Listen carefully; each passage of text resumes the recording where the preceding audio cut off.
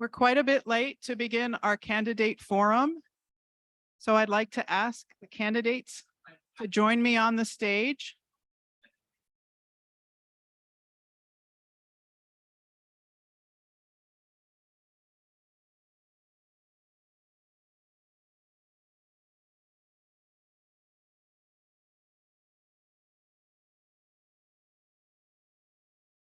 I'm going to ask the candidates to sit in the order that they will appear on the ballot, or that they do appear on the ballot, as we have them in hand. Leave it open. Yeah, unless you want to sit by me. I forgot the cardboard cutout. Hey, how come you get this? I don't know. That's what I was thinking. It's kind of weird. Special. Hot mic.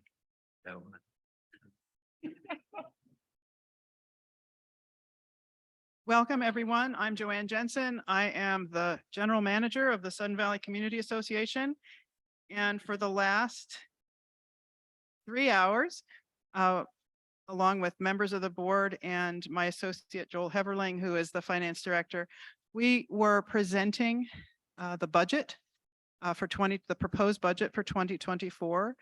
And so I apologize that it ran over, but the town hall is an important forum for us to hear the thoughts of the members who turn out and to answer their questions. And so I apologize for the delay in beginning, but we'll get right to it. I can tell you that after answering questions for 3 hours, I'm very pleased to be able to start asking some questions.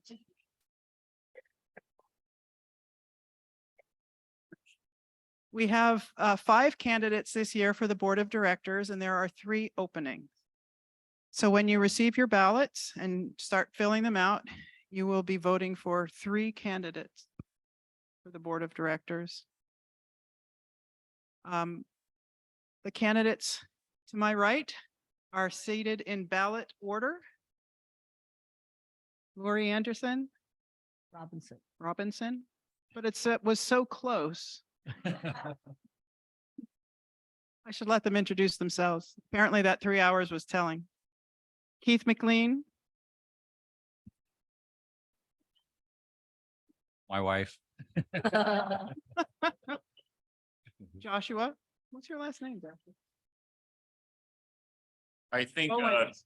people confuse me with Dobbins, but it's actually Bowens. I had those 2 vibrating in my head. And Mary Stidham. Yeah. Tom Red is also a candidate for the board of directors, but is not able to appear today. So he's missing. We have other candidates for other offices, however, and some of them are here today. Rob Gibbs is a candidate for the N&E committee.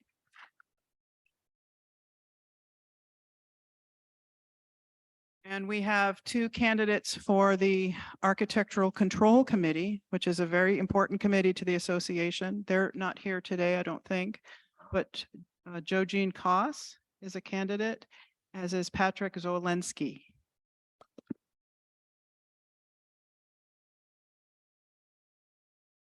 Today's forum is about questions that were submitted by members to the chair of the N&E committee, Gail Chiarello, who unfortunately is sick. She was meant to be moderating, but because she became ill, she asked me to sub in for her. So Gail received many questions from members of the community, and she distilled them down into a set of questions that represented the major issues that members were interested in asking the candidates. To start our forum today, there's 3 sections. Okay. First, we're going to have introductions where each candidate gets 3 minutes to tell us about themselves. And they were given some prompts to help them share facts that they might not think were important, but that the community did.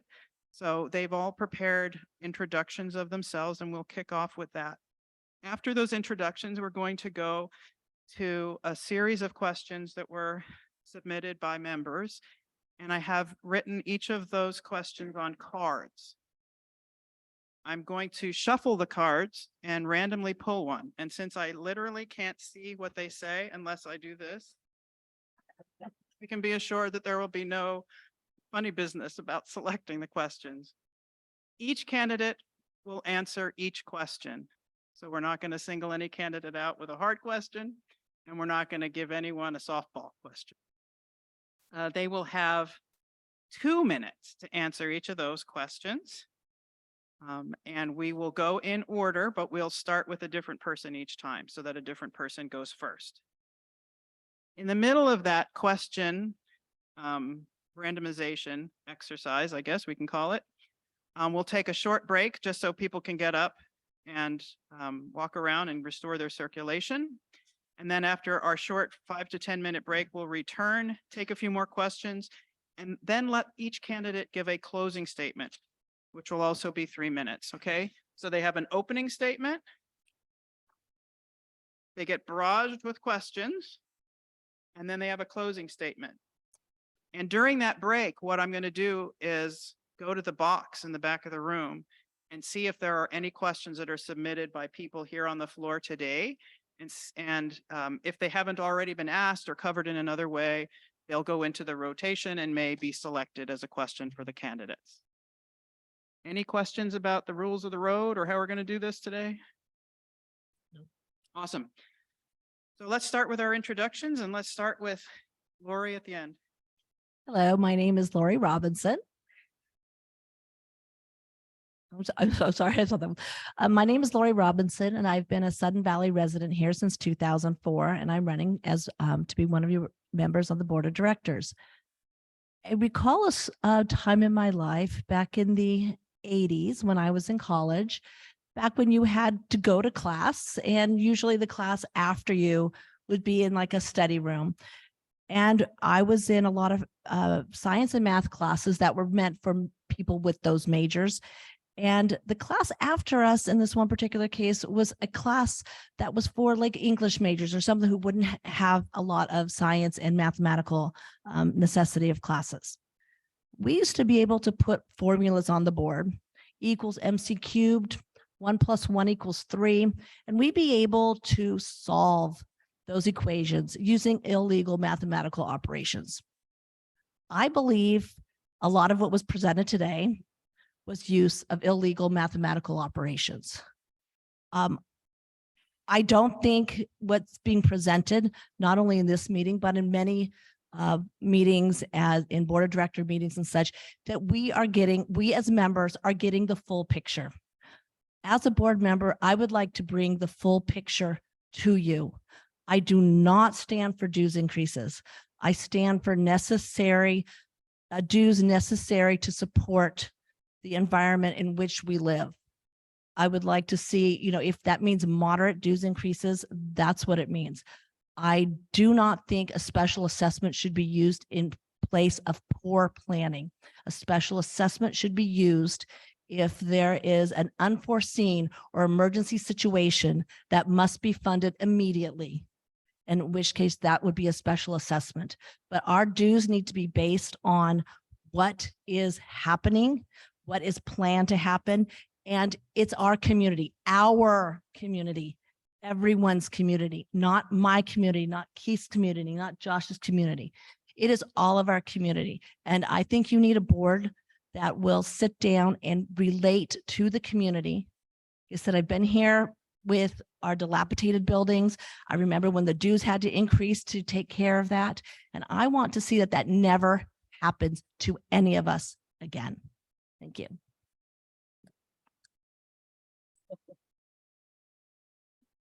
I'm sorry, I forgot to tell you. We have timers, and they will ring the bell. Can we demonstrate? At 1 minute warning, and then at the end, they'll be concerted.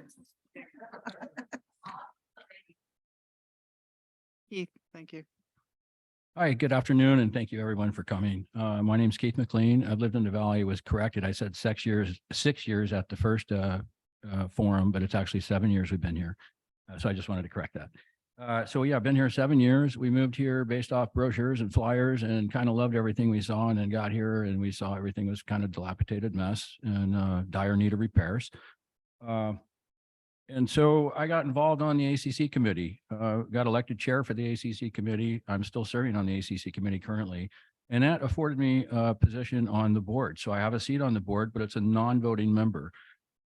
which kind of sucks because I hear and see a lot of incredibly childish behavior, and I'm not kidding. It's amazing what goes on in some of these meetings and closed sessions in particular. The others are recorded, closed sessions are not. And it's crazy. I would like to bring some normalcy to the board. I think we need contrasting opinions. We can't have all like-minded people, like say right now, every like-minded individual on the executive committee. Nothing like Lori brought, nothing is being put in front of the entire board, like, in my opinion, to be looked at, to talk about with the entire board. You have a whole board, 11 people on the board here. And we all have experience, life experience, and different things we can bring to the board, but none of that seems to be being looked at or even utilized. You have the 4 or 5 people making their decisions and that's it. And I think that's wrong. So I would like to change that. That's, I have a lot of experience. I know we're supposed to talk about our experience. So yeah, I have a lot of experience. I'm an entrepreneur of a company, general contractor for 30 plus years, construction management of several million square feet of concrete tilt, tenant improvements, past firefighter, volunteer, EMT, swift water rescue. So I have a lot of experience. Whether it's relative to the board, I don't know, is relative to life and it's relative to people. And so I'm hoping to get your vote, get on this board and make a difference. That's it. Thank you.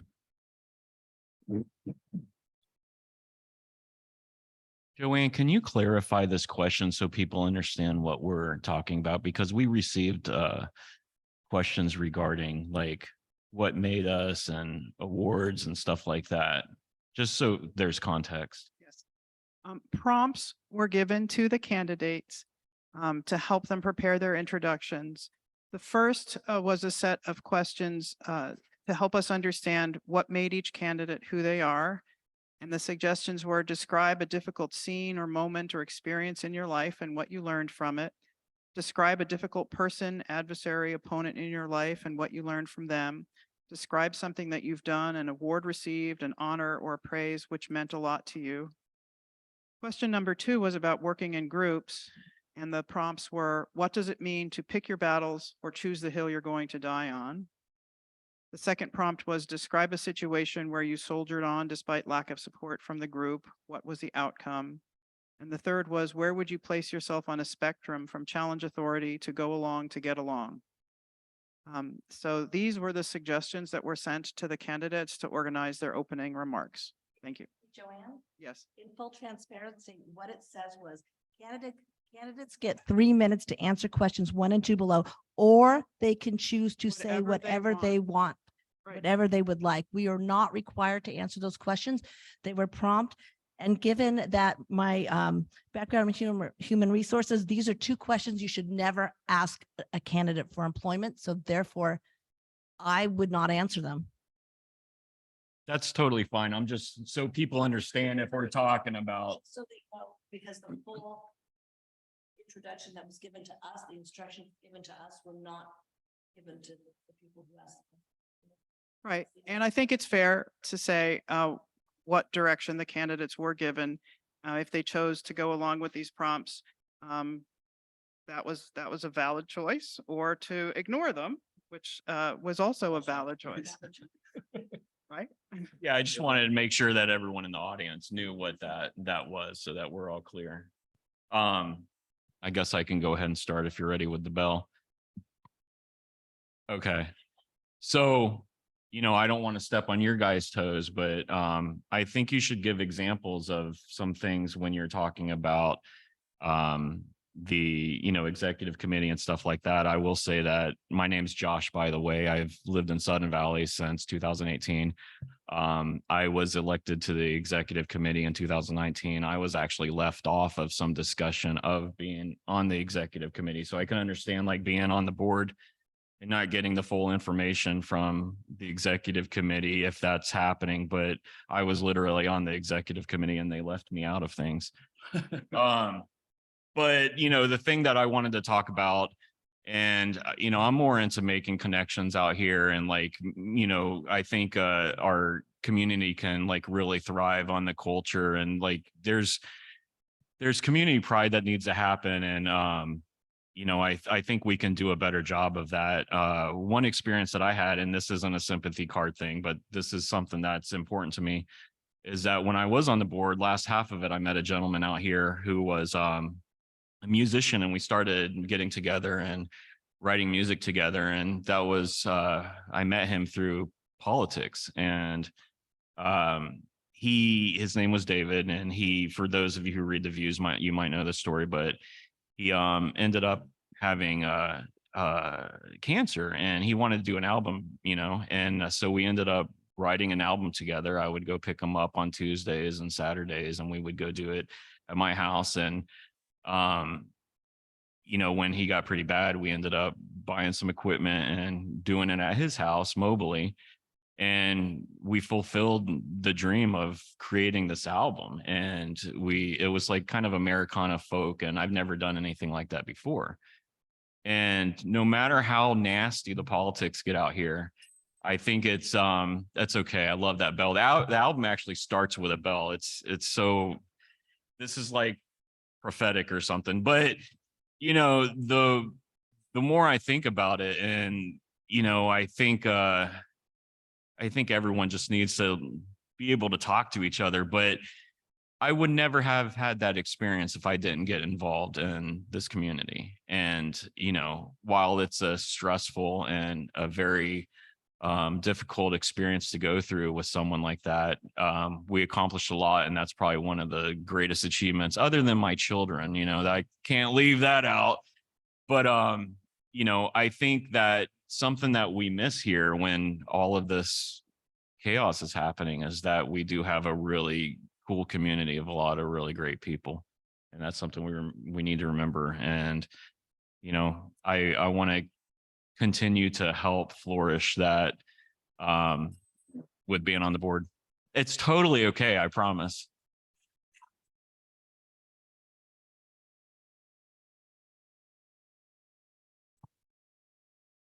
Hi, I'm Mary Stidham. Oh, okay. No, that's no problem.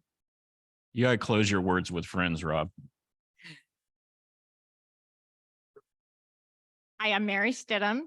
I bought out here in Sudden Valley in 2018, but my journey to Sudden Valley started years before that.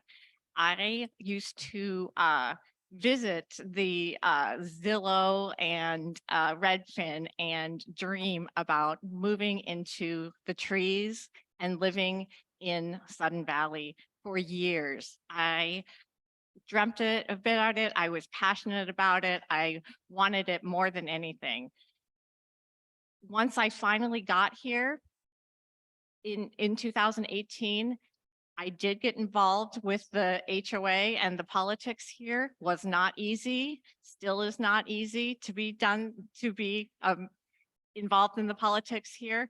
But I can say that I made wonderful friends from my experiences helping or being involved with the HOA. And that's something that I take with me to this day. Those friendships are extremely important to me, and they founded my life here in Bellingham, in Washington State. And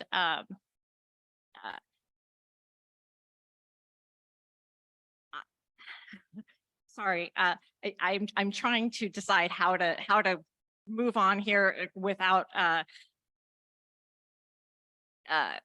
addressing what was already talked about. It's very hard for me to hear that people are saying that we're using fake math in order to do the budget and to do the things that are being done in the Valley right now. I have been so impressed since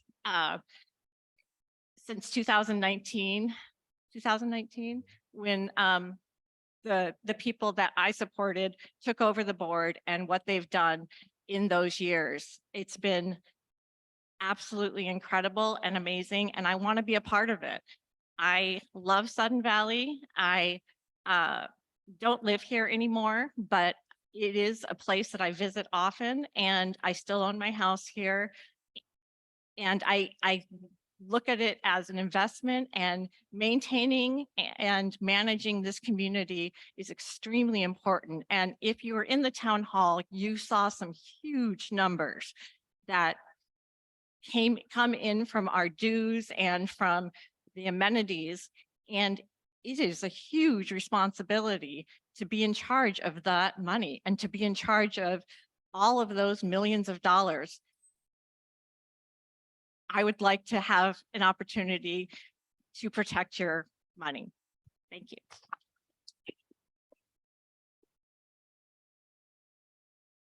Thank you, candidates, for sharing that introduction of yourself. For these next question rounds, I'm going to ask people not to applaud. I know it'll be hard. But we want to get as many questions asked as possible. If candidates take the full 2 minutes, we'll only get through half of the questions that we have here. And I know that there are going to be questions in that box as well. So for this round, I'm going to pull questions randomly from this set. And candidates will get 2 minutes to answer each one. And we're going to start with Keith McLean. All right, Keith. Often as few as 30% of the membership currently vote in our AGMs. How would you propose to re-engage the other 70%? Actually, that's a great question. And believe it or not, that is why I believe we need a communications committee. I believe stuff like this is why we need like a group of people. Like we have experts that live here in the Valley. We do. We have great people that live here in the Valley. We can get expert advice on how to get more people to vote, because I do agree with that. If you look at last year's election, like it was like 900 votes. I don't think that's representative of the community. Right? You got people, 3,500 homes, roughly 7,000 adults plus children, right? All live here. I'm sorry, that got really loud. So if you're getting 900 votes, that really to me isn't representative of the community. So I would definitely like to reach out somehow. And I don't know how to do that personally. I do not. Josh may have insight. I don't know, but we need to get, we do need that. We do need communication out there. And I believe the communication committee could be very helpful in that. Thank you. Lackluster. Joshua, What? repeat the question. No, I got it. This is the election one, right? Yeah, as few as 30% of the membership currently vote. How would you propose to re-engage the other 70%? I think if you put 300 something on the budget projection, you'll probably get a lot of people invested in voting. But aside from that, I think that people, it's good and bad, but I think there's a complacency that happens in communities, and voting's an issue everywhere, right? It's always get out the vote. People aren't voting. But I think there's complacency, and I think we're seeing it now. I think, I think people are sick of the politics out here, and I think they just want to live their lives. I mean, yeah, there's, pro amenities, pro this, pro that, and, that's not a bad thing. But I do think the majority of people are probably just wanting to know where their money's going, and that's all they want to deal with. But I think it's really important that people do get engaged, because they've had the emergency preparedness survey that was done. I think that only had like 400 something people, which is actually really good. And the committee was like, when they had the committee at the time, they were like, oh, we only got this amount. But that's actually a really good amount of people, 400 out of 3,000. I know it doesn't sound like a lot, but for a survey, that's actually pretty good. And, I think the more that the association can engage community members on the items that they want to hear about, which through surveys and stuff like that can get people more engaged in the voting process.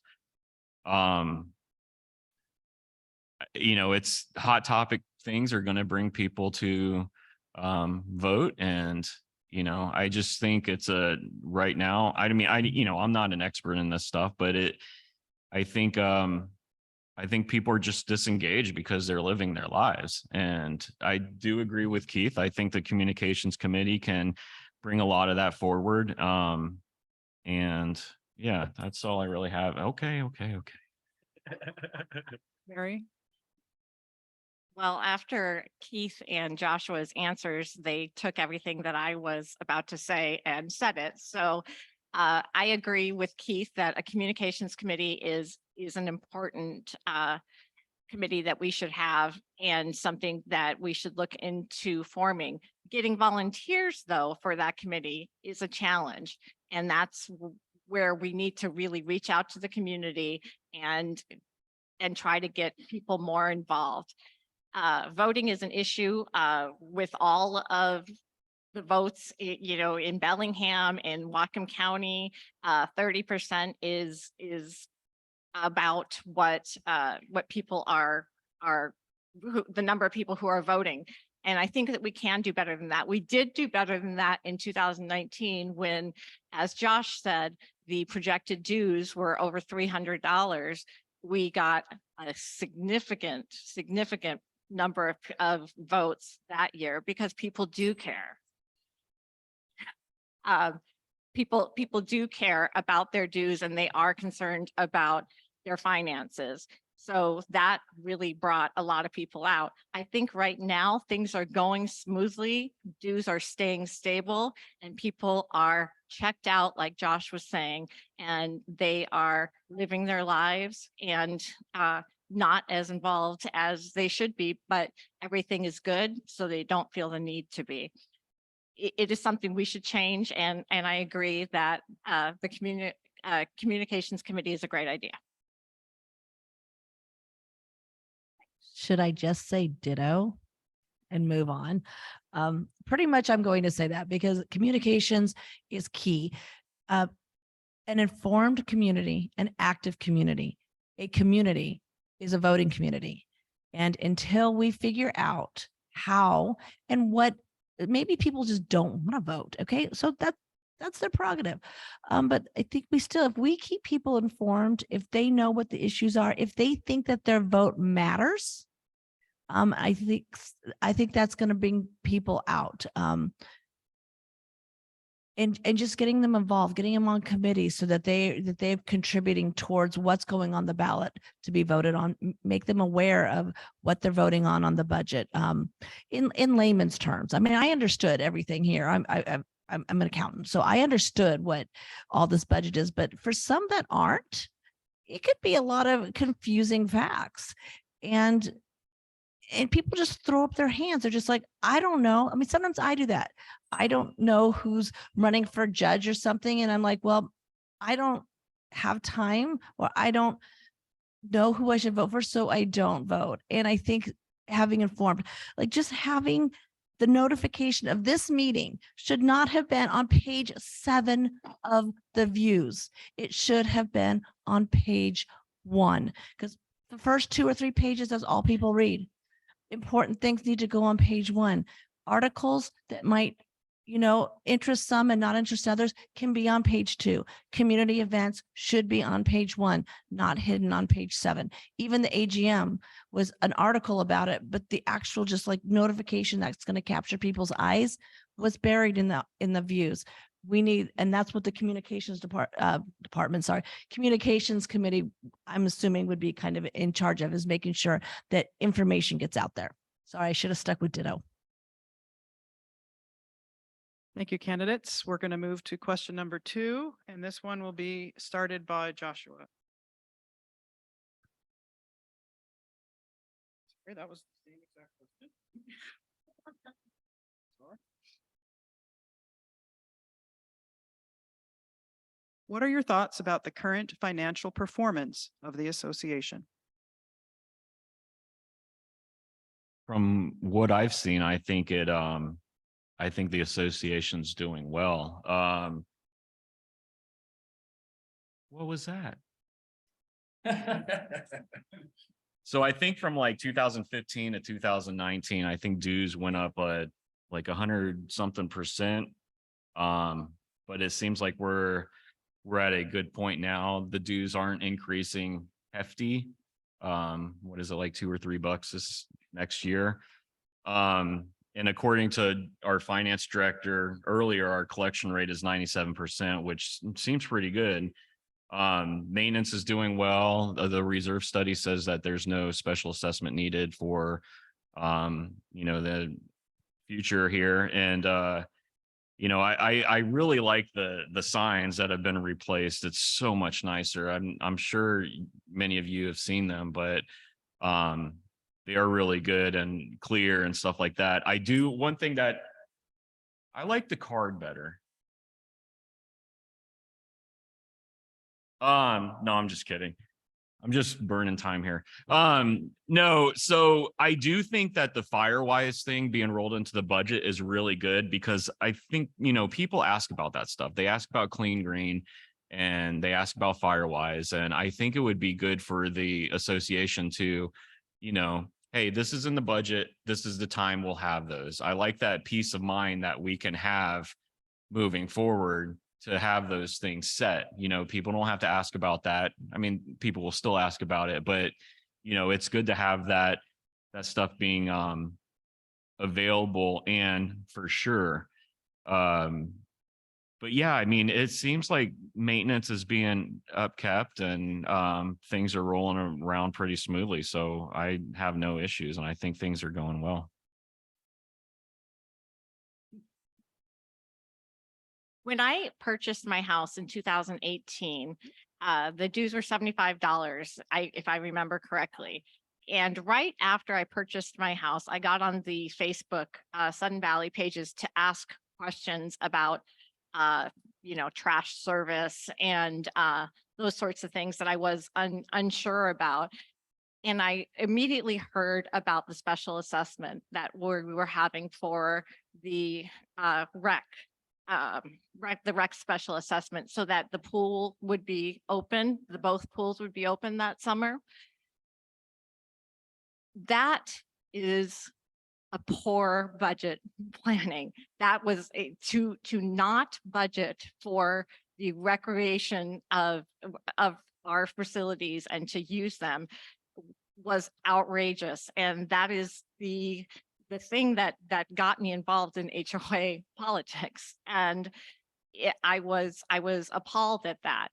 What I heard today, I was here at the town hall for the whole time. What I heard today was a very, very well organized, well thought out, excellent plan for tomorrow and for our future. And I couldn't be more impressed with it. I am pleased that dues have stayed as stable as they have. And I love that the priority is to continue to work within that range of dues payments. I think that that's really important, especially right now with the cost of money and inflation. Families are hurting. So it's extremely important to keep dues as low as possible. And I think that our board right now is doing a wonderful job of doing that. Okay, so do I think we're in a good financial position? I don't think we're in a bad financial position, but I do think it could be better. I'm going to talk about dues. And again, I said in my opening statement, special assessments should not be something you rely upon. Your regular assessments, which is what we often talk to as dues, is something that everyone pays. I'm going to look at just the dues. January of 2023, what do you call it? A developed lot paid $132.18 a month. Now, when I moved here, it was like $40, but it's $132.18. And I can see how it got that way. Definitely. I mean, I saw some problems back in the, 2010 era, and dues raising and buildings not being taken care of and all that stuff. So $132.18. In June of 2023, it went up to $141.81. So we do have an increase there. In January of 2024, it's $144.67. That is a 9.4 increase in your regular assessments from January of 2023. Is that good? No, that's not good. It's not good to see an increase of that amount of money in 1 year. Why do we have the increase? Because expenses go up. So you have a choice. You either have to look at your expenses, and do we look at our expenses? And our expenses being given to you accurately. In 2000, it was brought up in 2019, there was an $800 expense in the marina. Only 250 was due to gangways. The balance was due to a beach that was established for all residents to use. But that was looked over. The income were combo wet slips and dry slips in that number? No, just sole wet slips. This is the deceptive practice why we are not in good financial situation. Thank you. Yeah, so I want to say, I do believe that the association is in good financial condition right now, but I also want to point out to everybody, I know they hate WACOA, right? But we're in great financial shape now because our dues basically doubled, right? We went from $74 a month, which left everything dilapidated. We couldn't take care of it. So past boards, you know, like I think Sonia said earlier, everything was deferred. So all these maintenance items got deferred and pushed out over the years. So WACOA came in and I say, fortunately, I know it hurts. I'm on a limited income myself, right? And I get that, but it came to an amount that we needed to sustain this community and the amenities that we have. All of that being said, so we're at like $144, right? Double. And we're just now hitting our budget. Yeah, guys are seeing culvert repair and work's done. And like Josh said, signage going out and lane striping. I'm sure all past boards would have loved to have done that if they had the money to do it, but they did not. And the association kept voting no on increases. So I'm glad to see that that happened. I hope they stay here. I don't want to see the dues increase either. On to the marina thing, I do want to point out a couple things. So I haven't seen any repair request. I do sit on the board for any work to be done on the marina. There may have been, I haven't seen any. And why would the 2024 budget include an advisory vote option as part of the budget? It's supposedly an advisory board, a vote according to the board. It was just advisory. So why would that be included in our budget? Why ask a question like, do you want to pay extra money for a few privileged people to use 88 people get to use the slips? That's a loaded question. The answer is going to be no, I don't want to pay money for it. And I have a slip. So, I mean, I understand that, but the question, it's a loaded question. The answer is going to come back no. Did they need an advisory vote before planning on spending $1.1 million to refurbish the exterior of this barn? No, they did not. Did they need an advisory vote before they bought the $1.5 million welcome center? They did not. So my question is, why all of a sudden is the marina an emergency and all of a sudden they need an advisory vote for this? That's it. Thank you. Thank you, candidates. It was a rousing question. Question number 3, we'll start with Mary. At the first candidate forum, candidates unanimously endorsed the idea of bringing committees back. Which committees would you like to see formed, and what value would those committees deliver to the association? I would like to see, which I said, I believe at the first forum, I would like to see a finance committee in place. I would like to see a communications committee in place. I think that getting people involved and getting volunteers to help advise the board and to communicate with the membership is imperative. What is difficult about that is right now there are not any volunteers for these committees. So it's hard to put these committees in place if you don't have the volunteers. I think that if we put the word out and ask for volunteers more through the views, through Facebook pages, through any means that we can, I think the volunteers are out there, because look at how many people are here today. There are people that care and people who want to be involved. And I think that we just need to get those people, you guys and your neighbors and friends, more involved and on these committees so that we can start having functioning committees again. Thanks. Lori? I'm sorry, first and foremost, I think the committees that are required by our bylaws should instantly be reestablished. And I am sure that we can find volunteers for them. One of the important committees per our bylaws is the finance committee. It is to be chaired by the treasurer. It is to have at least one other board member, 2 required members of a community, and a 5th member. That is the minimum stated by our bylaws. There is absolutely no reason. I mean, and you don't look for volunteers and say, oh, I can't find any. You look until you find them. You make phone calls, you send out e-blasts, you hold the committees that are required to be held by our bylaws. I believe that also is, we have ACC and long-range planning. All these things are neat. Maybe if we had long-range planning, we wouldn't have some of the issues we have today. Parks and trails, we need to keep those maintained. That's part of the beauty of our community. Emergency preparedness, that doesn't mean a committee that takes over in place of the emergency planning. Emergency preparedness would help neighborhood groups, might be there for, neighborhood groups. I'm not going to beat this to death because we did last time, but those committees are really important. The communication committee, we've got the ham radio group, perfect, volunteers for that. The problem I'm hearing is that these committees don't last because of the way some of the committee meetings are being treated. We should have respect for anyone who volunteers their time. And that's respect by everyone. Every community member should respect every board member. Every board member should respect every community member, and any groups that we have, any committees we have should be professional and respected, and their input not thrown away, but actually absorbed and discussed. Thank you. So yes, I say committees are important. There are different committees, right? So there's ad hoc committees and standing committees.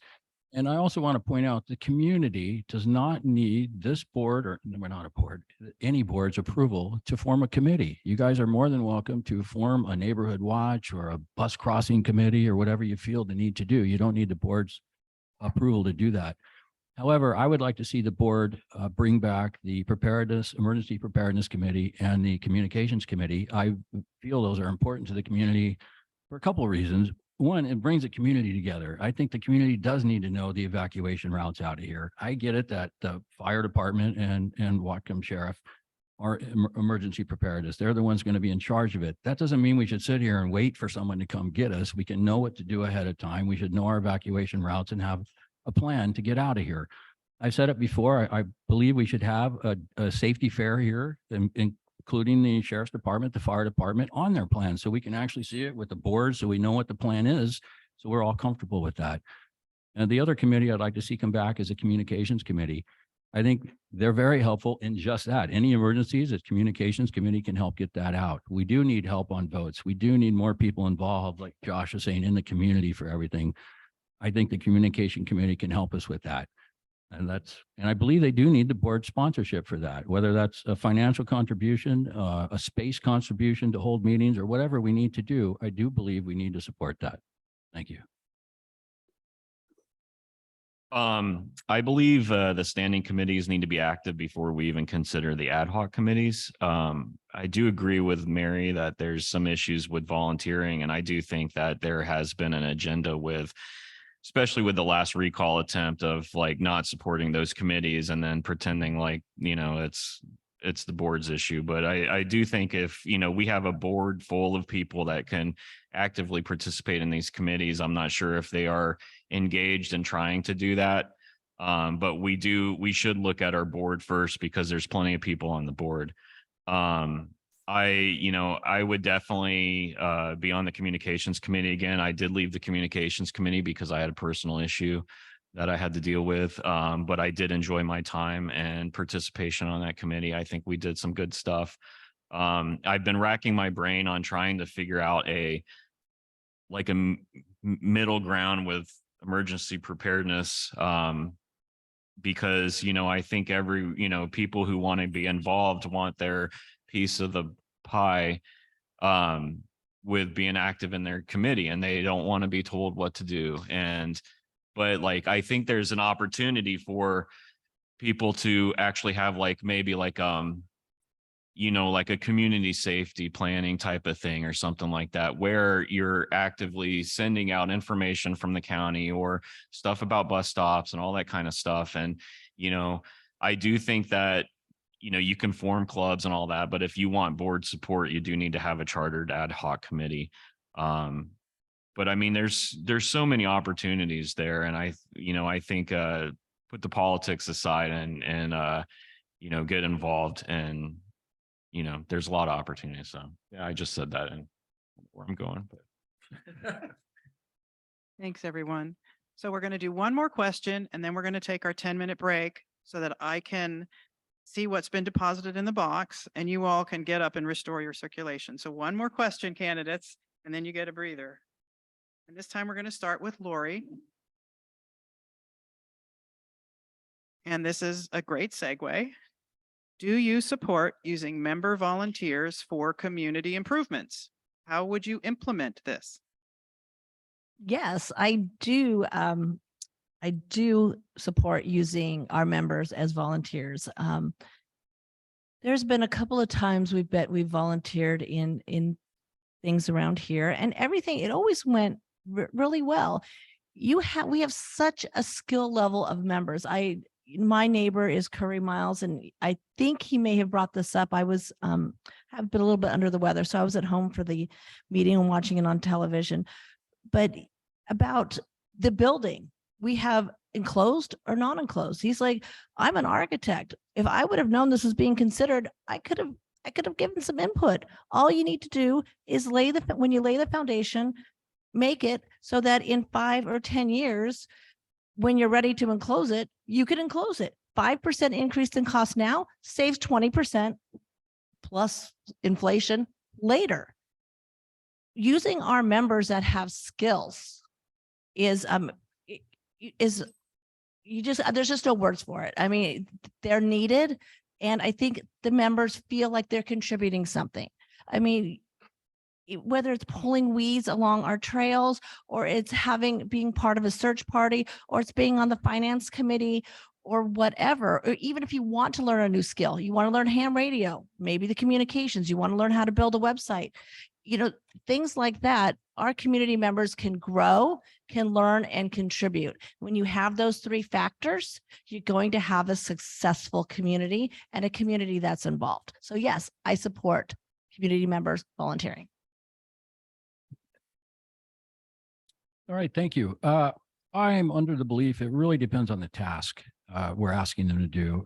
There's liability issues and stuff like that, like we have to look at as an association. So I think it would depend on the task for me. That's really all I had to say. I mean, for me, it really does depend on the task. So yes, the volunteers are able to help, but do I want them out with a skill saw, hammering a nail, framing me a house or a barn? Absolutely not. We can't have stuff like that. It is different with like an architect reviewing some plans for value engineering. It's totally harmless. There's nothing to lose from that. That would have been a plus. So again, it depends on the situation and the task at hand. Joshua? we're talking manual labor here. No, do you support using member volunteers for community improvements? So it could be a physical improvement. Okay. conceptual. Yeah. Yes. Sorry. And then how would you implement?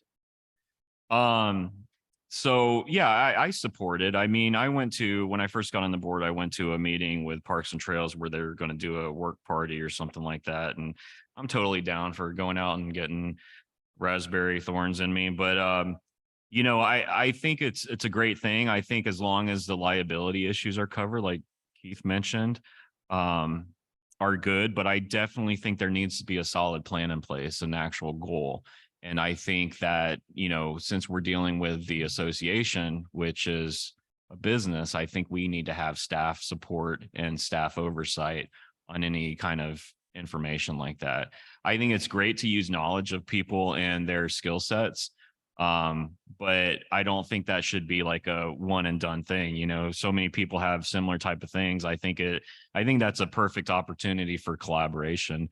But I would be more conscious about liabilities and stuff like that. Not to be, I know that gets kind of weird because it's like, oh, there's so many rules and all this kind of stuff. But I mean, at the end of the day, it is a business and we want to make sure that the association is protected. Mary. Once again, I feel like everything I wanted to say has been said, but I will reiterate again what I think is important. I do think that community volunteers are wonderful, and I think that there's a lot that the community can give to improve our community here. what is important is that the association's liabilities are protected. And so safety concerns, safety equipment needs to be in place. There needs to be a staff member present and a plan in place, like Joshua said. It can't just be a bunch of neighbors, going out and trying to improve a trail. There needs to be a plan where that trail is going to go, or how it's going to be done. So it's important that the liabilities are taken care of, but I do think that there's so much that the community can provide to the community. I did want to correct one thing that Lori said.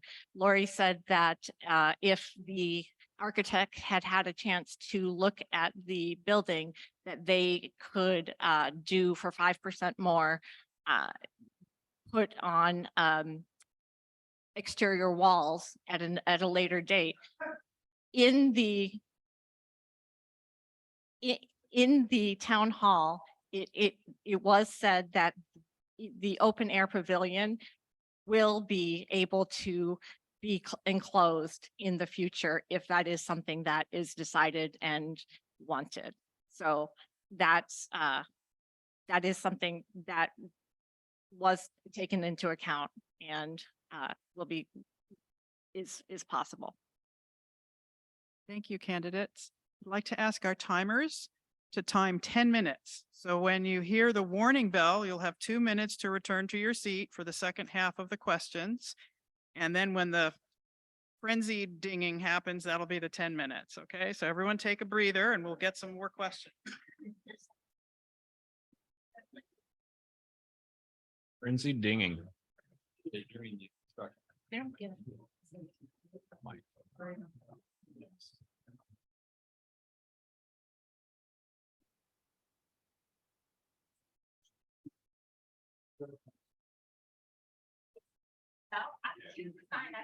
No, it's fine. I'm just giving you a hard time. I'm nervous, so I gotta act like a weirdo. Oh, you totally are. But like, I don't want to interrupt your train of thought like that, but. anyway. No, I'm already listening for the bell, so we're good. I promise. No, you're doing fine. I promise. Well, it's just so bad. Just go like this. Yeah, exactly. I think you're on YouTube doing that too. Got him. All right. Well,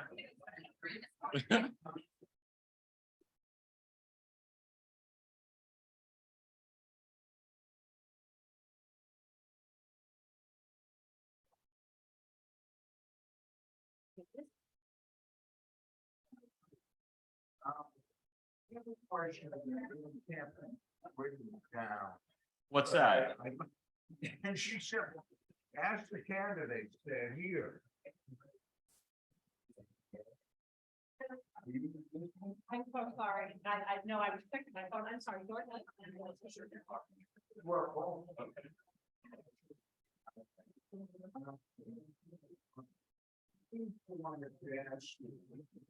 Casey?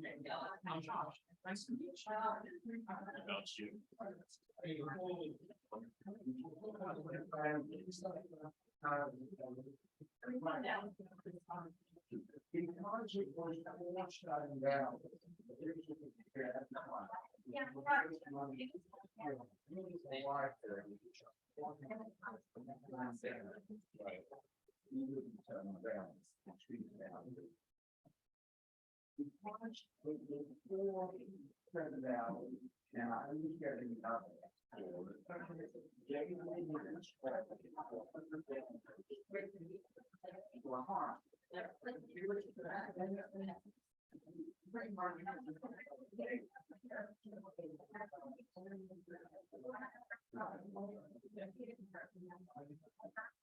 First one.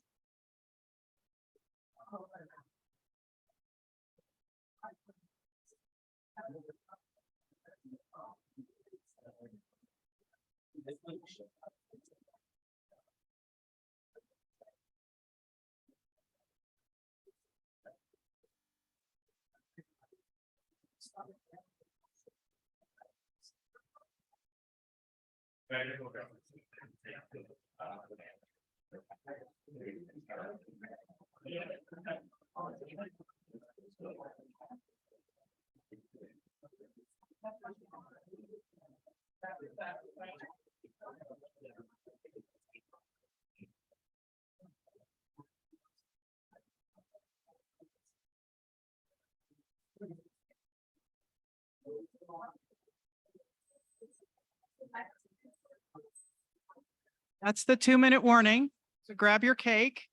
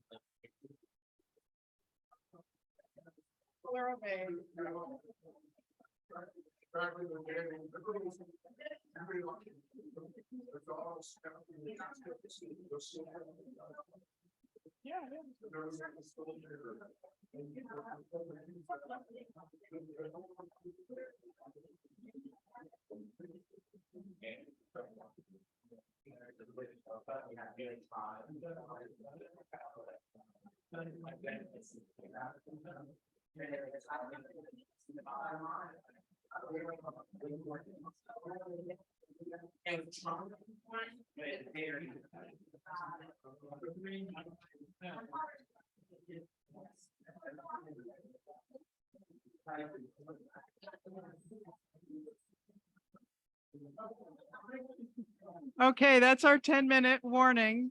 I'm going to ask the candidates to short their conversations and return to the stage.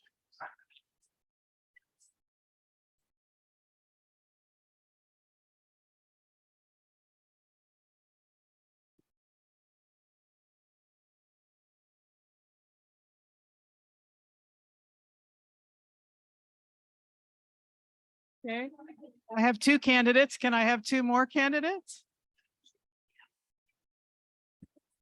Every day, because I work from home, and like I'm down in my basement, I have the window open when the weather's good. But I hear that noise, and I don't know if it's someone on a bike going by or if it's someone's phone. I haven't caught it. Hear the ding, ding, ding. I'm like, what is that? That's funny. Like scary movie. Yeah.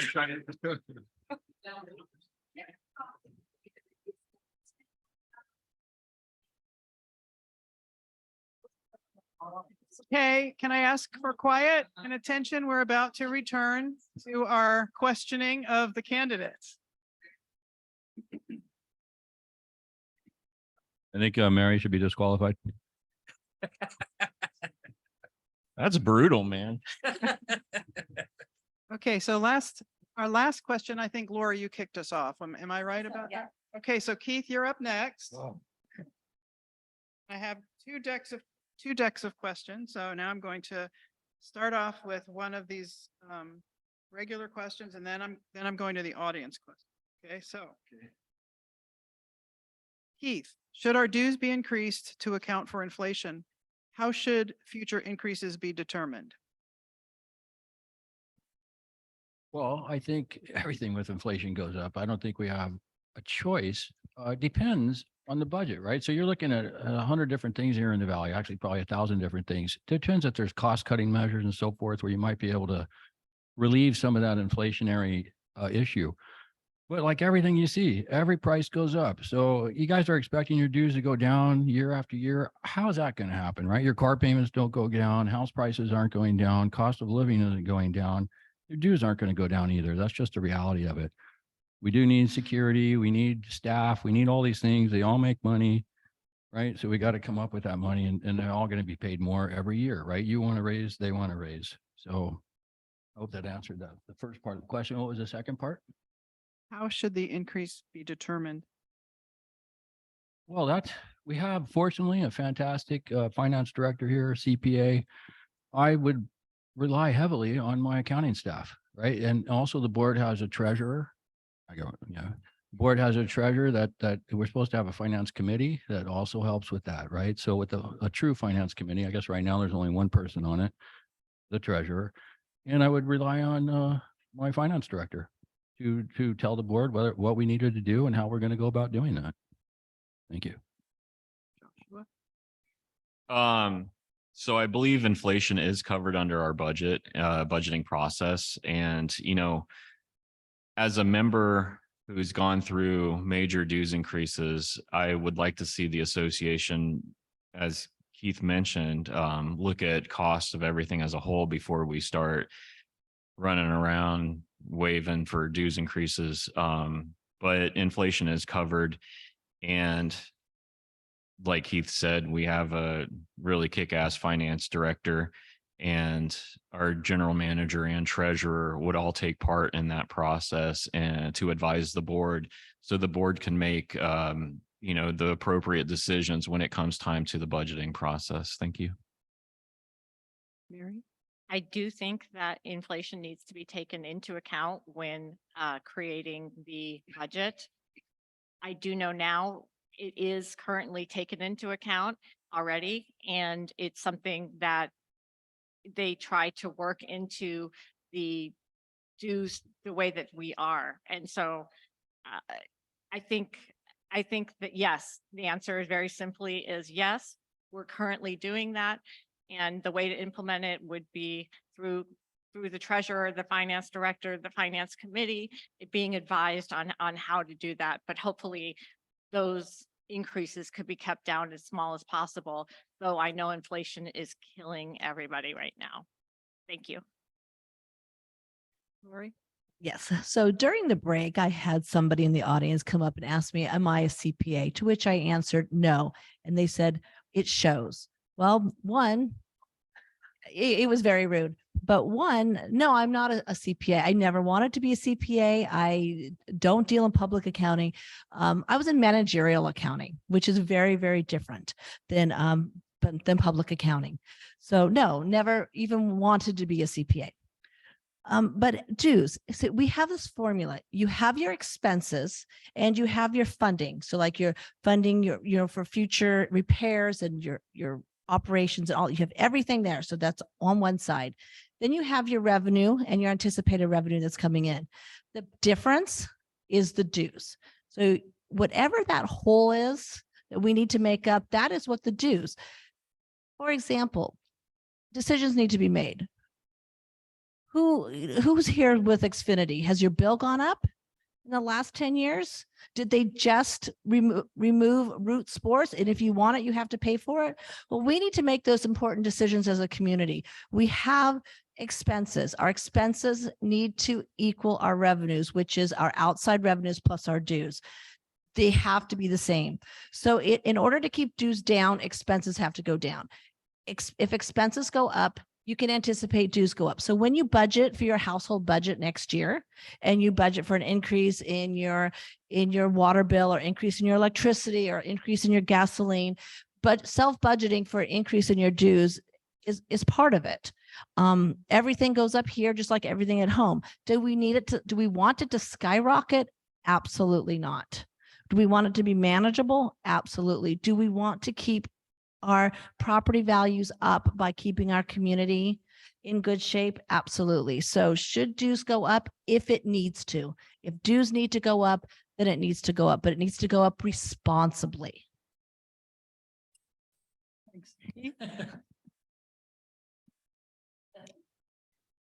Keith, you're up. Did you go already? did, yeah. Oh. Go again. Josh. Oh, start again. No, sorry. All right, I'm randomly selecting a question. This is one of our audience members.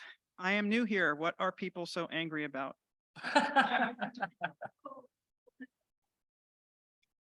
On a chocolate cake. So That's the answer right there, dude.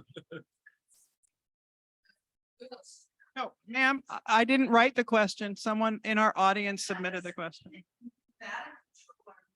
Well, any question, and I've spent a long career doing this, any question can be a starting point to share an opinion. I feel like you wrote that question and you're saying that to cover it up. I'm just kidding. I withdraw the question. I withdraw the question. It is interesting. Welcome to Sudden Valley. Okay, so I withdraw the question. I don't mind the question. I mean, I'm not a psychologist, but I think, you have people who have certain agendas, you have people who have certain other agendas, and then you have people that are stuck in the middle wondering like what the heck these people are fighting about. And, I think that there are people who want a certain type of resort type of thing going on. Then you have some people that just want to live their lives and pay their dues and get on with the stuff. And then some people just don't know how to communicate. And I think that's a problem across the board, both sides of everything. I think if, I work in design, and when we send something to a client gives us feedback and it's just absolutely nuts. Like, hey, use a different font, use this. And it's just subjective. There's not a lot of give. And I think, I think if more people were like, hey, I hear what you're trying to do, but let's try it this way. Like if there's a conscious effort to be kinder to each other, we'll get past some of that. But at the same time, agendas cause frustration. And it's just the real world, but in Sudden Valley, I don't know. It's part of the culture. And I think there needs to be a culture shift. I'm not sure how that would happen, but I think it's something that definitely needs to. Mary? I was actually asked this question right before I came up on stage, and why I was a minute late. It is a loaded question. It is not an easy question to answer. I have only been an owner in Sudden Valley since 2018, so I can only speak from that point on. I do know that in 2018, the law Wakayawa was passed, and that law allows the dues to be set by the budget with no vote from the membership. That is now a state law, and there is nothing that we can do about it. That is the way it is. I know that board members at the time lobbied for this law to get passed because they felt that dues needed to be increased and that membership would never vote for the dues increase to happen. That made some people angry that Wakayawa was lobbied for and passed, and it is now the situation, which is why choosing board members is so important, because with the new law, Wakayawa, the budget does set the dues. And if you don't have fiscally conservative people on the board or people who don't, whose vision of what Sudden Valley is and should be doesn't align with yours, then you could be facing a large dues increase for amenities that aren't important to you, which is why I think that the questions that went out on the ballot are great, because I think that it's really important to hear from the membership what is important and where the money should be spent. So that's one reason why people are angry. Also, there's just a lot of nastiness online and stuff. Lori? I will answer your question, kind of. I can't tell you while everyone else is, I don't want to say angry, but frustrated. But I'm going to tell you why I am. I moved my family here from California. Bellingham was described by somebody in my Bible study as what heaven would look like. I raised 2 children here. I've buried dogs here. I've had friends that have lived here and some that have died here. And this anger, this fighting has to stop. It really does. And I'm sorry if you're laughing at me because I'm emotional, but we should all be emotional. This is our house, this is our valley, this is our neighborhood. You all are my neighbors. Why are we fighting? Because some people don't want dues, some people don't want a marina. Let's look at the big picture. I'm a boat owner. I want to keep the marina. Okay, I paid $1,300 a year for my marina slip. I can't afford an extra $1,200 a year. I'm looking at, I just, this fighting's just terrible. And if you guys want to see open communication and you want to see, people getting along, you need a new board. I might say you need a completely new board, every single one of them.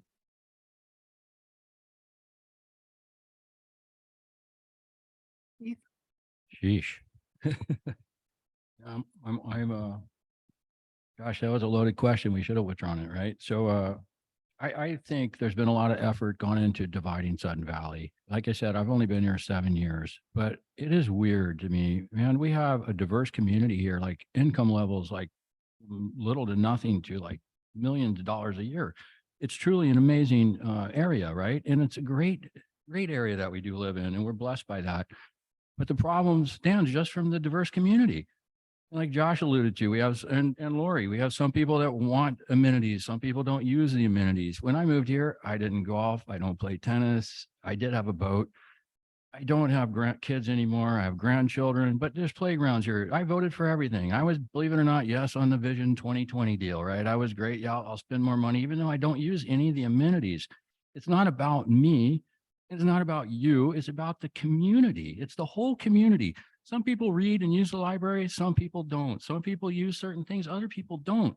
But we shouldn't fight because you don't use it and she does, or I don't want a dog park because I don't have a dog, but there's dog park's got 90% of the or the beach down there. It's like, yes, there's so many things to fight about, but we need to realize we are a community and we need stuff for everybody. And as the board, we are supposed to be taking care of what is already here. Somebody mentioned a resort. Nobody wants a resort here. I've been to resorts. This place is the furthest thing from the resorts I've gone to. So it's not what we want here, but what we're supposed to do is take care of the amenities that were here. That is the board's obligation, to take care of what's here, not ask, oh, do you want to get rid of that? Or you want to pay $10 more a month? We're all going to say, get rid of it. I don't want to pay $10 more a month. That is not appropriate, in my opinion.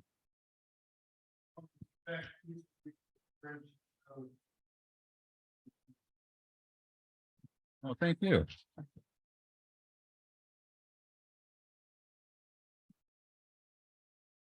I think those are the conversations we have to have. Awesome. So we're back to the less controversial question. And I think, Josh, you're up first on this I next. think it's Mary. No, it's Mary. Sorry. All right. Keeping me honest. The marina playground and the tennis courts all need updating and improving. What priority would you give to this? I think that I agree that the tennis courts and the playground need to be updated at the marina. I know that currently the tennis courts in the rec corridor are scheduled to be repaired and they're going to be made into pickleball courts. I started taking pickleball lessons about maybe six or 8 months ago. I am still terrible. It's just pathetic.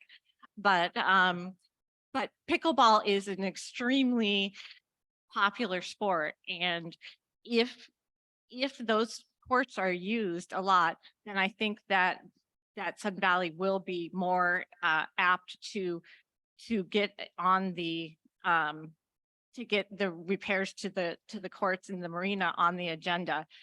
Though there is an issue with parking at the marina already. And I think that that's something that may need to be addressed, especially if we improve the amenities there and bring more people to the marina to enjoy the new playground and the pickleball tennis courts. And so that it's a loaded question. There's more than just the amenities that need to be considered, the parking and whether those courts are going to be used, which hopefully in the rec corridor, we'll be able to see how often those courts are used, and it will be monitored by staff.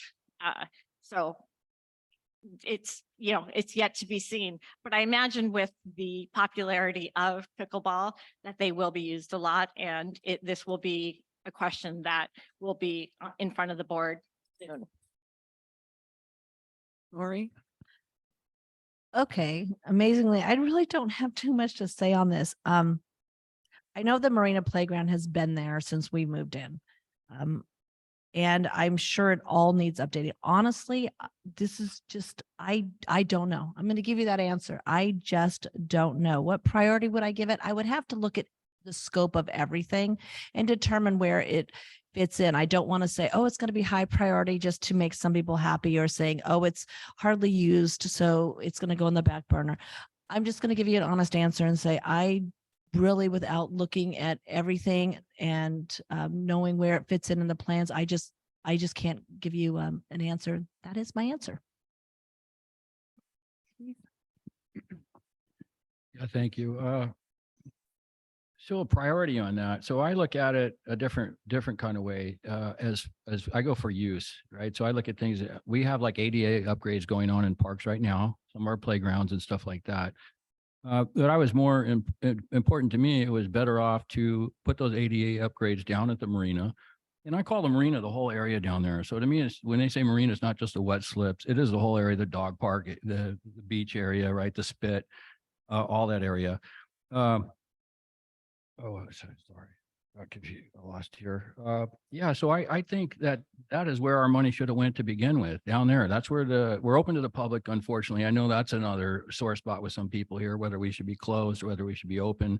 Charge for parking down at the marina is an issue, but that is the one that's used the most out of everywhere. So that is, to me, a priority, right? And then that's the only other reason I have. It's just that one probably gets the most used out of any park or any facility here is that marina. So that's, to me, where the money should go. Like Mary said, I know it's scheduled to have the rec corridor courts redone. It would be interesting to see what those numbers are. I do have a concern about parking and the amount of people that would go down there. Are we inviting more people, or, what's happening down there? I do think that playgrounds should be I do think playgrounds should be a priority. But I think the most, I think that this is such a tough question, but I think that as long as the safety is there for now, like, I'm sure you guys look at this and everything, but as long as the courts are safe at the moment, I think it's good that we are taking care of the rec corridor and seeing what that would bring, and to make a decision on the future of the marina. I'm not Andre Agassi or anything, but I think the tennis courts are cool. But maybe there's something else that could be done there. And this isn't me contemplating something that's happening or whatever, but like, maybe there's other opportunities, and maybe this is something that can go out to the community for another advisory thing or a survey or something like that, to get ideas from people, which I wanted to follow up on the advisory vote. It would be good if the community or the association sent out a survey after the AGM or, whenever, just to get some further input on the advisory vote. That's more, I know it would be a lot to sort through, but just to get some more input that's actually like where people can write some more stuff down and stuff like that. But yeah, that's all I have. Thank you. So I'm going to pull from the questions that were submitted here for our last question in this middle section.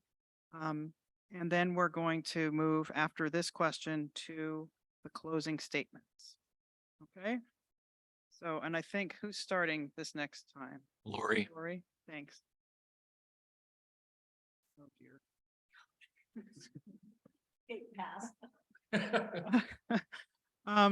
It's a legitimate question. But I hope it's not too on the negative side. Anyhow, why have the candidates divided themselves into two opposing teams? Joshua, Tom, and Mary versus Lori and Keith. Good question. Because honestly, I think that we are more aligned we've all treated each other with respect. I don't think there's been any disrespect between any of the candidates. I can't say that for the audience and the disrespect that was shown the last forum, especially Nancy crumpling the water bottle. And the reason we are divided is because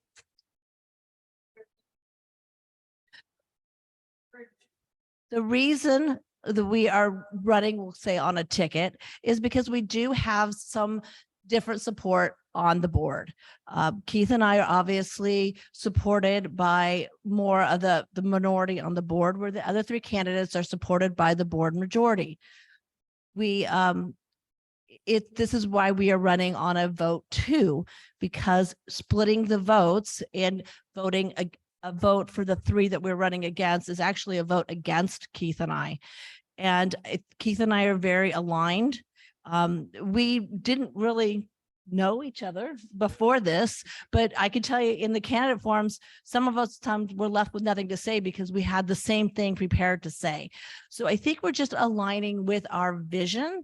And, I think a vision of, and I don't want to say that their vision is that much different than ours from what I've heard. And again, I haven't met it. I've briefly met Josh, but I don't think I've ever met Mary before. I've never met Tom before. So I just think that you're going to need to look at and make your decision on who you think is going to represent your views the best. And again, I don't think they're that much different. The difference is if you like the way the board has been going, it will not change. If you don't like the way the board has been going, it will not change if you don't have people sitting on the board who want to see it changed. Very good. Yeah, so as far as us being divided, I didn't expect this, to be honest with you. I wasn't expecting to run for the board. I had several people call and ask me to do this. Apparently they watched the YouTube videos of the ACC, which I have not even watched. I will not watch that. So I'm running here and I didn't know Lori, right? So it was weird because I got a text of, what do you think of this sign? And it had my name on there. And I'm like, geez, I don't like, I'm kind of like a middle down the road guy. I pride myself, I think, on that. I like, on the ACC, if you've watched any of the videos on there, I like alternating opinions. I do not like everybody agreeing with what I have to say, or that's just wrong. I've been in construction a long time, and it's always great to have another set of eyes look at everything, eyes and ears. So I really appreciate the ACC being so diverse, and in that we have some tree huggers on there. We have some that don't. We have some pro builders. We have some totally against builders. We've had that over the last few years. And I think that that's important that we have that and we keep that. So I don't necessarily want to be up here as a divided member. I am in alignment with Lori, oddly enough, like we met at the first meeting together at El Agave. We had a board forum and everyone's invited to that. I asked Josh, he didn't show up. I asked, why weren't you there? Because I was kind of alone. But I met her there and we do agree with a lot of things. And I guess for printing and things like that, it's more economical. I don't know.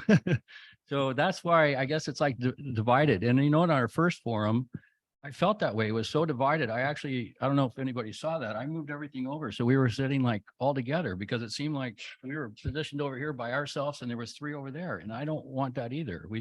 It's one board, right? It's one community. We should be the same, different ideas, different opinions with the board members, but it is one community that we're all supposed to be working for.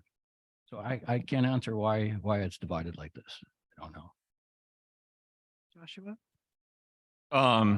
Just so everyone's aware, I sat right here because I didn't want Mary sitting alone and this thing was kind of weird. But yeah, I mean, I'm running with Tom and Mary. Unfortunately, Tom couldn't be here. I thought about having a cardboard cutout of him so he can have some representation. But these guys have really helped with bringing some kind of peace of mind to our community, and that's through the dues limitation bylaw. We all worked super hard on that. And,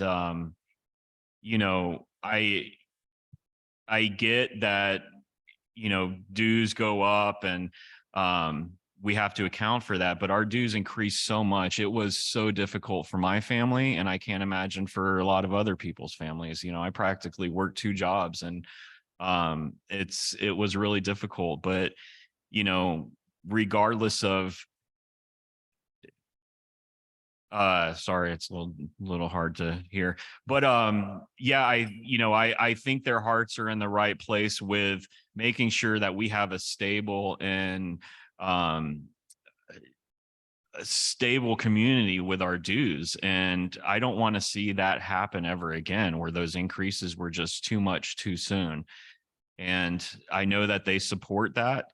And that's why I am running with them. I think they're very smart. I've been on the board with Keith. Keith is a great guy and he's done really awesome work for ACC. So, I've got no animosity towards anyone. I do feel kind of bummed that, people supporting Keith and Lori have taken like a really negative approach versus, upholding their, the people that are running. But, that's politics. I mean, that stuff's going to happen. But, I'm positive that regardless of what happens, that this community is in a better place. And I think that we are heading in a good trajectory. I'm okay. I think I'm done. This is a hard question to answer without slinging mud and doing the things that probably have separated us.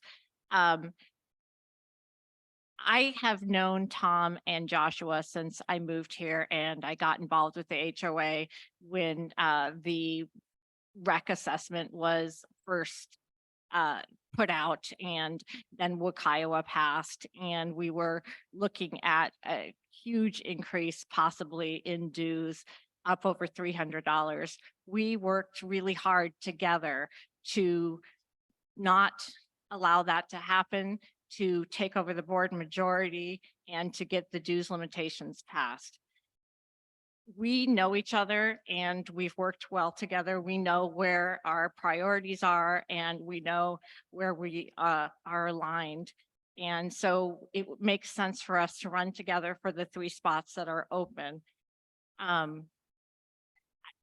don't have any animosity towards the other candidates. I certainly, I don't know them. They seem like very lovely people. I just don't, I guess that's the bottom line is I don't know where they're aligned and what exactly they would support when it comes to dues and dues increases and the amenities. So that's the main reason. Thank you. So I want to, before we go into the last part of our program, which is a closing statement from each candidate, I wanted to thank the candidates for doing something that is unique in this era, which is to stand up for something and to state what they feel in a public way, and and invite potentially criticism and praise equally. I think it takes a lot of courage. I would also like to thank the candidates for being willing to work for the association. As many people mentioned tonight, volunteers are thin on the ground sometimes, and it's a lot of work to be on the board. So before we do the closing statements, I'd like to ask everyone to just applaud these people who took a lot of time.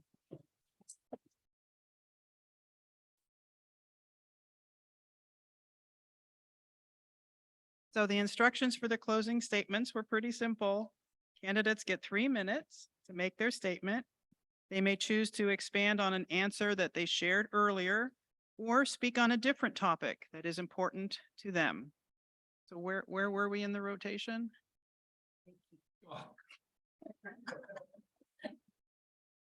Okay, Keith, you're up. All right, and what was the question? It's just closing statements? Closing statement, so you get to say what you like. Okay, I'm hungry. I'd like to eat. Thank you. I just want to say I appreciate everybody coming out. I know it takes a lot of your time to do something like this, but I feel it's so important. I do agree with Lori. If you're good with everything, how it's been running, then you would, I hate to say that, you would vote with 3 over there, right? Or where Tom's cutout would be. If you want everything to stay the same. If you want things to be different, or what I think I disagreed with something Mary said, that we need to be aligned. I disagree with that. I don't want a board that's aligned, and I don't want to be on a board. If all of us thought the same, you guys are getting nothing you want. You're only getting what us 11 on or 9 on the board want, or the 5 executive committee members want. I don't think that's how it should be working. I think you want a board that's representative of the entire community. And so that takes everybody's opinion, everybody's ideas, and they should be, at least we should be, I know it's not us, but if we were the board right now, we should be debating against each other, not going perfect, rubber stamp down the road, hey, great, it's approved. That, to me, that's not how it should be working. That's my closing statement. Thank you. Joshua? I was hoping you'd take a little longer so I could think more. Didn't want to hear the bell. That bell. So yeah, I mean, thanks for coming out. It's awesome that so many people are here. I would love an opportunity to serve the community again on the board. It's definitely a very challenging position and you learn a lot.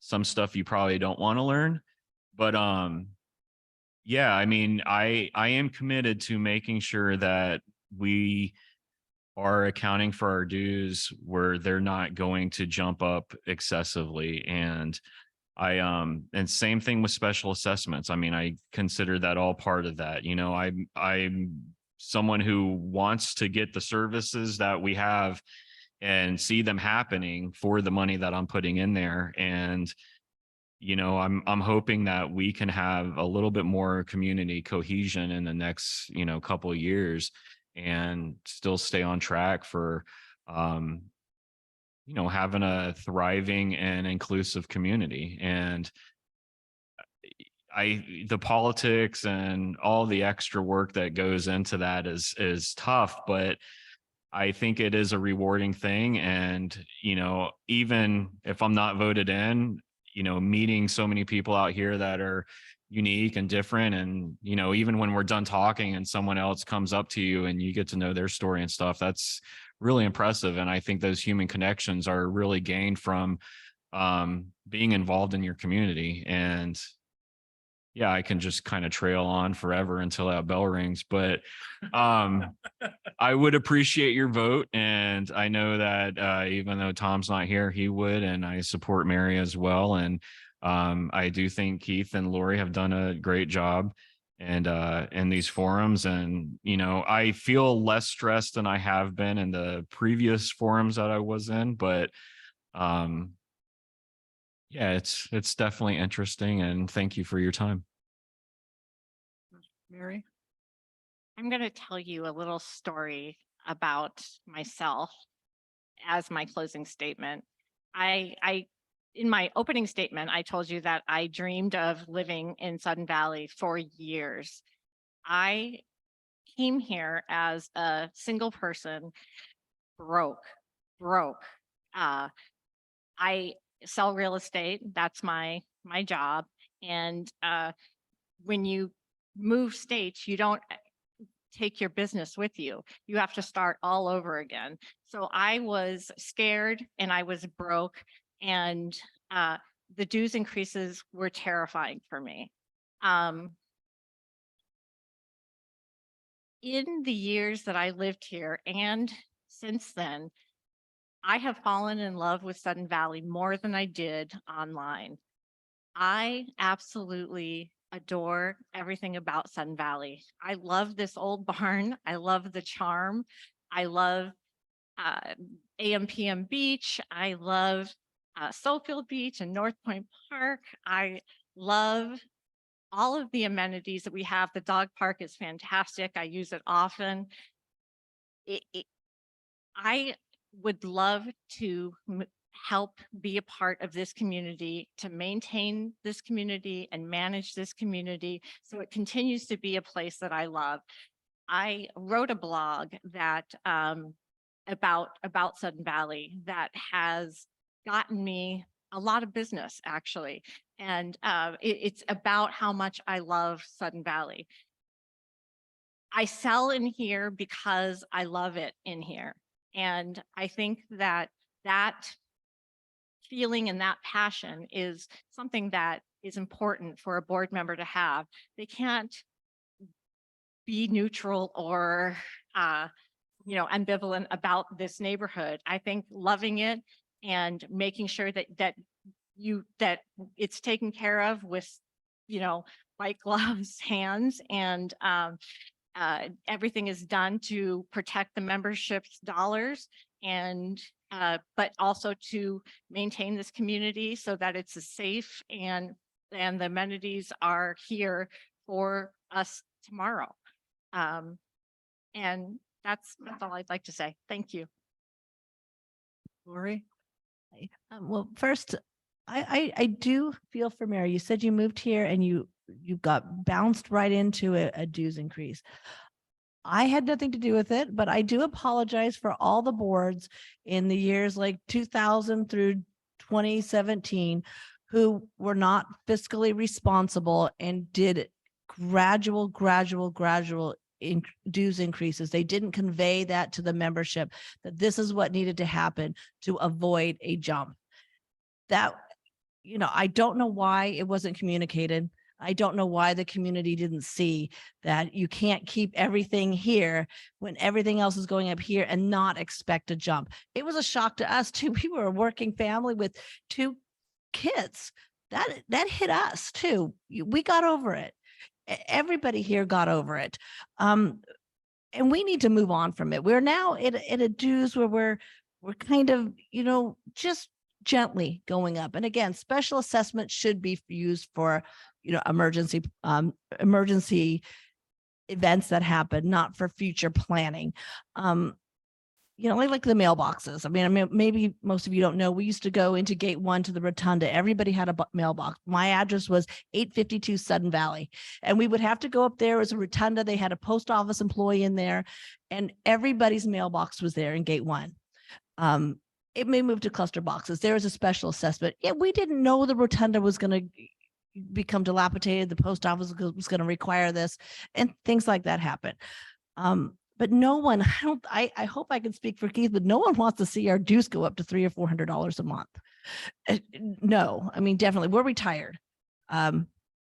It's just, I have a side business, but I don't make thousands of dollars of money at that. So dues increases is something that's really close to my heart.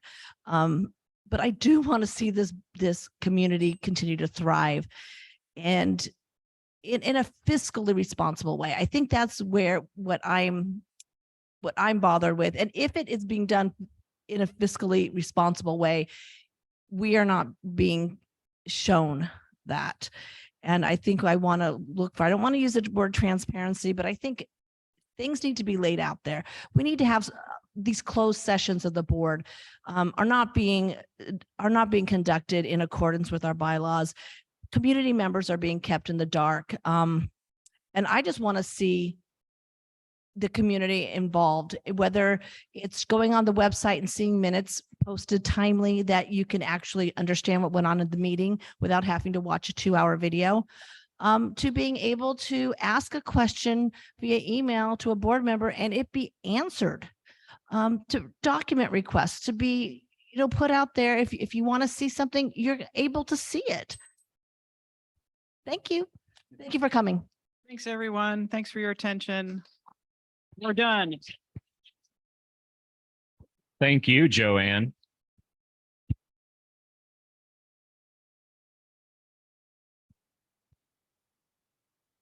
I started a joke.